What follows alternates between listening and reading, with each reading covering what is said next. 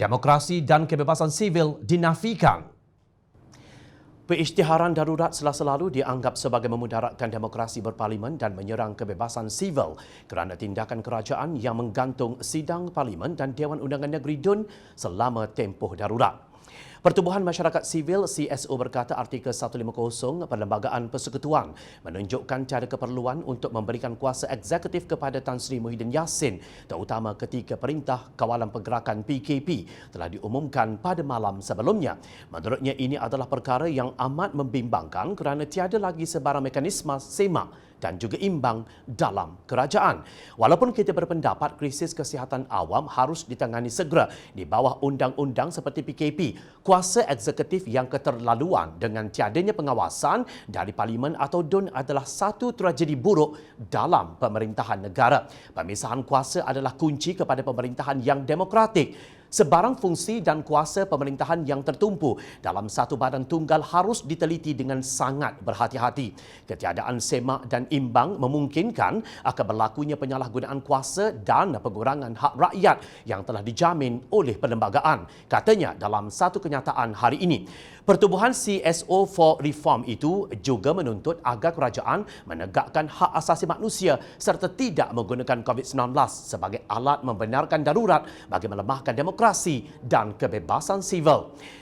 Mereka juga mendesak kerajaan untuk tidak mengutamakan oportunisme politik dan sebaliknya memberi tumpuan untuk melandaikan lekuk COVID-19 dengan langkah-langkah yang ada.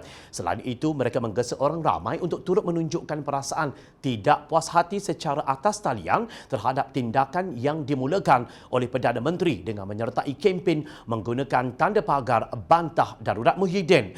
Sementara itu, Presiden Majlis Peguam Malaysia Salim Bashir mengingatkan kerajaan agar tidak menjadikan proklamasi darurat sebagai hal yang boleh membahayakan demokrasi dan kedaulatan undang-undang negara. Ini kerana katanya hampir tidak ada mekanisme yang bertindak sebagai semak dan imbang terhadap kuasa kerajaan susulan penggantungan parlimen sepanjang tempoh itu.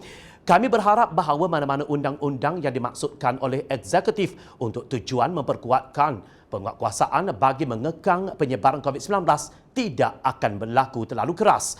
Majlis Peguam Malaysia sama-sama prihatin terhadap akibat yang berlaku daripada pelaksanaan darurat ini kepada hak asasi manusia dan kebebasan sivil. Walaupun darurat telah diisytiharkan, hukum undang-undang atau rule of law perlu tetap dilindungi setiap saat, katanya dalam satu kenyataan media hari ini.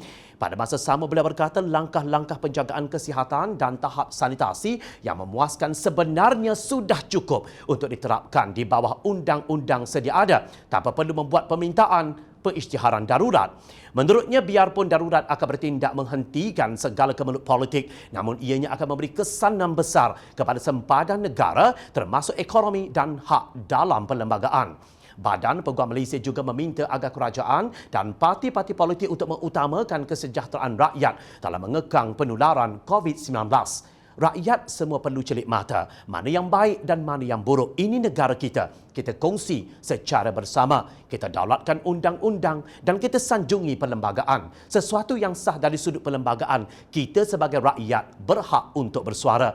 Namun apabila seseorang Perdana Menteri kerajaan yang dibina melalui rampasan kuasa dan bukan melalui mandat rakyat atau pilihan raya mengumumkan darurat demi menyelamatkan lehernya, itu tidak adil kepada rakyat. Demokrasi dan kebebasan sivil, hak rakyat usah sesekali dinafikan. DUN dan Parlimen digantung membawa maksud yang cukup jelas bahawa Muhyiddin ingin menguasai kerajaan tanpa diganggu gugat oleh mana-mana pihak. Keputusan yang dibuat untuk rakyat dan negara tidak akan melalui semak dan imbang. Ia sangat berbahaya untuk sebuah negara demokrasi seperti Malaysia. Hebat sungguh permainan ketua pengkhianat ini dalam mentadbir negara, mengheret rakyat ke kancah kemiskinan, kedaifan, kesukaran dan kekeliruan dengan tindakan bodoh mereka sebelum ini. Mengaburi mata rakyat dengan kegusaran pandemik COVID-19, seterusnya mengumumkan darurat yang kononnya demi rakyat tapi sebenarnya untuk kuasa mutlak bagi dirinya. Ingat, jangan lupa tanda pagar bantah darurat Muhyiddin.